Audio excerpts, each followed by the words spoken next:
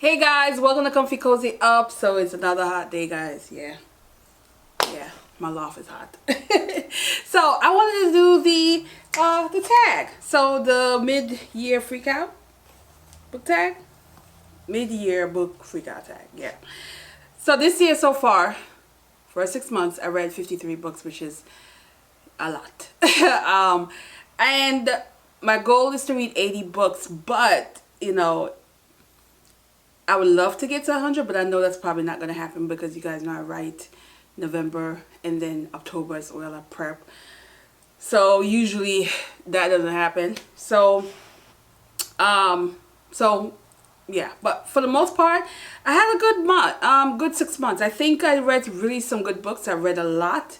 I was just in the zone, and I think now it's kind of slowing down a little, where I'm not like reading as much books, but then I also have a lot of ambitious books for the next 6 months. So, but we're going to talk about these questions. So, best book you've read so far. I don't really want to single it down to one yet, but I have about three that just makes me, feel a certain way. And the first one is Yellow Wife. Now, this is a very historic fiction. It was very heavy, very emotional read for me. I read this in February for Black History Month, and it was a solid 5-star book for me. It is trauma. It's a lot of trauma. It's a lot of trigger warnings in this. But I think the way it was done is just, it grabbed me in a way that sometimes, you don't know how you really want to feel about the situation. But it's a part of history. It is based on a factual stuff that the author used to inspire this story. So that's where it becomes reality. And it was gritty. It's a gritty book. It was well written. And the cover is deceiving a bit because the yellow, and she's looking, but no, the woman went through hell. So if you haven't read this, I did a review on it. I would tag, I would put in the description all the reviews that I did on any books that I feature in this video, so you can go check it out. But yeah, this one was, ooh. Another book that I really enjoyed that I was surprised about is Wild Women and the Blues, and this one also had historical fiction, but in a different way. And I really enjoyed this. This was definitely one of those memorable ones that I will always think about. And then, you guys know already, I've been gushing over Trumpet Dead. This is a short story collection that is part of the Harlem Renaissance, but it's also Caribbean. And yeah, this one I am definitely going to reread before the end of the year. And I just enjoy this. If you're not used to reading this writing style of the Harlem Renaissance, you might not be for you, but I think for me it's just something about the writing style that really grabbed me, that really made me really love this book. So yeah, this is one I'm just gonna drop because I don't want to single out any yet till the end of the year. All right, best sequel you've read so far. I have not read any sequel. I've read a lot of firsts. I read Blanche and the Lamb, and I haven't read the second one yet. I think I'm going to read the second one in the second half, so maybe I'll be able to talk about. But other than that, yeah, no real well, the romance series I've been reading, but they're not really sequel because there are different characters for each, so I don't really count those. New release you haven't read yet but want to. So I waiting on Island Queen, which I really excited for that one. I've been eyeing that one. That's already out, and not yet for the US, but soon will be the Kai Miller. It's actually nonfiction. So yeah, so we're gonna probably save that one. And then these are the ones that I have so far that I did purchase but I haven't read yet. Instructions for Dancing, Nicole Young. I really enjoy her YA stuff. I've read pretty much all her books when she comes out with it. She is a Jamaican author. Not sure, I don't know much about it. She's like an auto buy. I'm not sure what this is about yet, but I'm gonna eventually read it. Then I did get the arc of this. I haven't read it yet. The Maiden, Nicholas, Alex Nicolay, Macaulay. Yeah. So I'm gonna read it soon, but I've been hearing mixed reviews that it's not gonna grab me like The Silent Patient, but I hope that's not the case. But definitely gonna read this. And of course I have Taylor Jenkins Reid, Malibu Rising. Now this one is another auto buy for me. I enjoy this author, and this just looked like a summer read. So I'm definitely gonna be reading this in July, because it just gave me that vibe, and I really enjoyed this author. So this is another auto buy where I see the book is out, I'm gonna get it. There's also Eleanor, the third book in her series, which is, you have The Kiss Quotient, The Bride's Test. I don't remember what the name of the third book is, but I am going to definitely add that to the list of books when it comes out, and I think it's coming out soon. All right. I think I just summed up question 3 and 4, which was most anticipated release for the second half of the year. I already done Totally 2, which is the Kai Miller, and the Island Queen, which just came out in July, so it is the second half of the year. Helen Wong. So yeah, I answered that already. The biggest disappointment.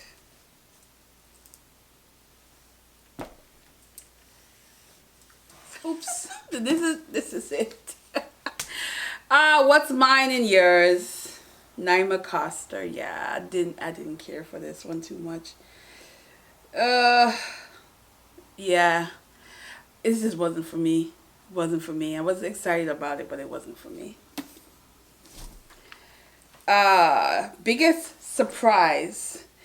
I'm gonna say Remembrance. I had this book sitting on my shelf for a while, and it was just like, what was I thinking? Why I never read it before? It was just so powerful, and I did a review on this as well. I will link it. I didn't expect it to be so good. I enjoyed this. This is one of those ones that people have slept on, that's kind of under the radar, that no one really talks much about. And then the popular one that I enjoy, y'all know how I feel about Poppy Show. I thought Poppy Show was entertaining as hell. I laughed so much.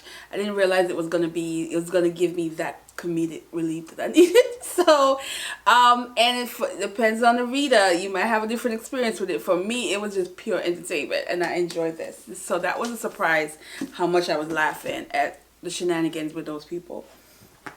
Alright. Favorite new author debut or new to me, and I'm still gonna go with these two.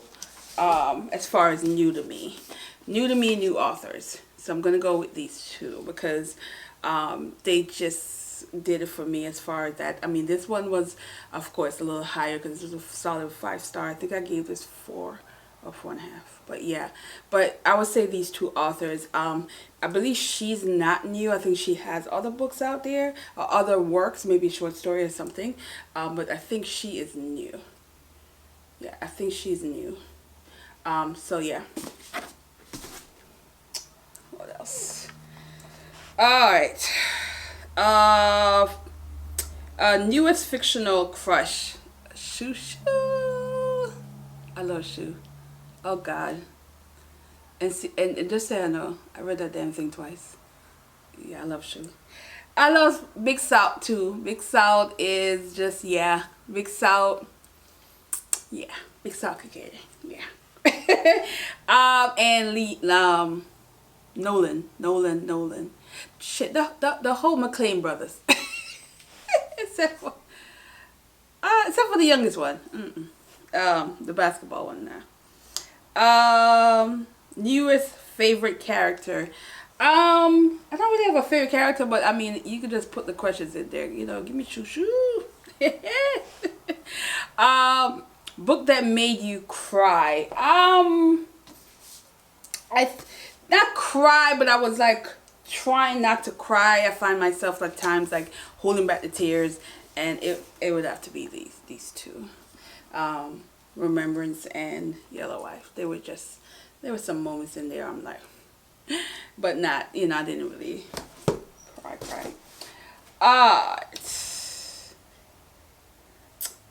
Book that made you happy. I'm gonna go with my romance stuff. I'm gonna go with that. I'm gonna go with the fact that Papa Show made me laugh.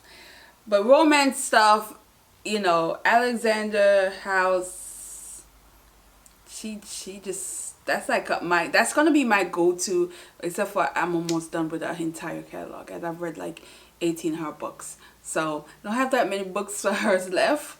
I think I have one full-length novel, and there's some bunch of holiday short story that's saving for the end of the year.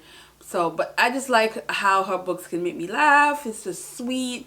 You know, their storylines are different women that I see myself when I'm reading her books, and also things that I would say, it just pops out, and sometimes I'm like, yeah, I would have said that too. That kind of reaction I have from her books. So yeah. Most beautiful book you've bought so far this year. At first, this book wasn't my favorite in terms of, it wasn't like, oh, it's so beautiful. But then one day I was just sitting there looking at the cover, like staring at the artwork, and I realized, although the other cover is much dramatic and much artsy, I still think that this cover is amazing, and that is the Papa Show cover. Because if you look closely, there's like there's two heads right here, which I never noticed. At first I looked at it, I was like, oh, you know, just stare. And then there's this right here. And if you read the book, you see some of symbolic with the water situation. And this right here, that just the pouring out in the, it's very artistic. And I thought, once I've read the book, I get the symbolic of the artwork in this, and it made sense. And I still feel like this cover title is way better than the other cover title. The other title just was nonsense. This was the title for me. So I grew to really appreciate this cover, although I was like a little jealous of the people who had the, you know, the edges that had the splash and all of that. So if she would have maybe, I don't know, I still glad I got this, because I really understood the whole artwork even better. But I love it. If you look closely, it's so many details and small things that you wouldn't notice at first. The legs here. I mean, there's certain things in this that is just like, yeah, she did that with this cover. And a lot of people aren't appreciating the cover as much because the other one is so in your face. And very, you know, nice looking. All right, what we have here. What books do you need to read by the end of the year? So, the new releases are on here, but also I need to read this, but I'm saving it for November, which is a Cicely Tyson, Just As I Am, her memoir. So I'm saving it. And I am currently reading this Dickens, which I'll talk about more of my classics for the rest of the year. Well, that's part 2. I'm going to do a video strictly on what I've read classic wise and what I intend on reading for the second half classic wise. So I'm going to dedicate a video all to that, because I have some more classics that I am that I didn't showcase, that I bought, that I want to talk about. Some that I read that wasn't a part of the first TBR, that kind of deal. But that's pretty much it, plus these. There are going to be more books that I feel like this second half might end up being more new books versus the first half. If you look at most of the books that I read first half, of the 53 books, majority of them, it's probably 10 out of the 53 that were new release. Majority of the books were books that were out prior, older books. So I'm happy about that I've been able to push a lot of my backlist book in the mix. But I do feel like there's some newer books that's going to be coming out and I'm going to probably want to read.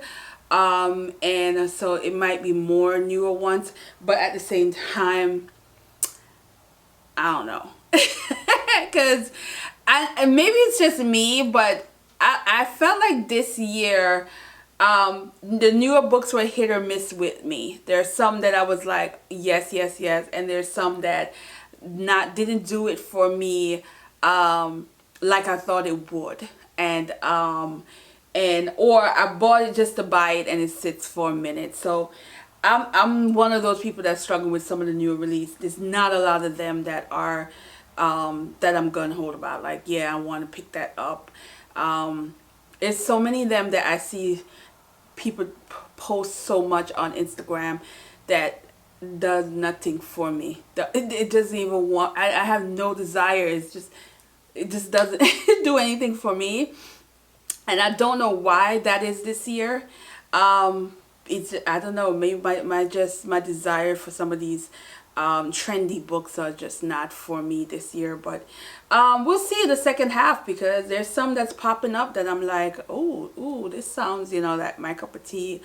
But I'm also still hunting for more indie unknown authors that have new books that not a lot of people talking about, because I really was surprised how much this book is not getting the shine it should. Wild Women in the Blues, because this is such a good historical fiction. This is Chicago 1925, but it is what it is. Some people only go by what they see and what the publishers pushes. So that's it, guys. I am going to end this here and turn the fan back on and everything back on so I can not be sweating like this.